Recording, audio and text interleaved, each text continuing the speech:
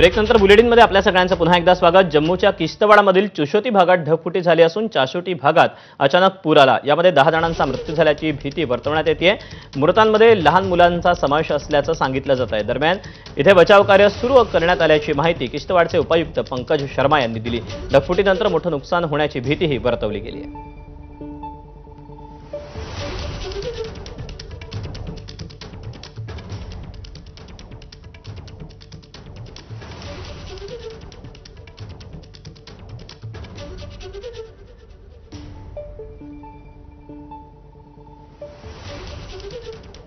आपल्या याबद्दल अधिकची माहिती देते मयुरी। मयुरी, नेमकी काय परिस्थिती तिकडची?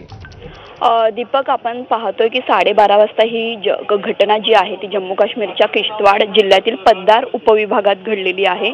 त्यामुळे आता ढगफुटी झाल्यामुळे तिथे पूरसदृश्य परिस्थिती निर्माण झाली आहे आणि त्यामुळेच आता जी माहिती मिळते त्यामध्ये जवळजवळ 10 जणांचा मृत्यू झाल्याची भीती उपायुक्तांनी वर्तवली आहे आणि त्यामुळेच आता अजून किती संख्या वाढते का ते पाहणं महत्त्वाचं ठरणार आहे, कारण जखमी आणि मृत्यूंची संख्या जी आहे ती वाढल्याची भीती व्यक्त केली जाते। मदत आणि बचाव कार्य सुरू केलेले आहे। स्थानिक लोक जे आहेत ते आपल्याला दृश्यांच्या माध्यमातून दिसतायत की त्यांना मदत करतायत आणि हवामान खात्याने देखील तिथे रेड अलर्ट जारी केलेले आहे।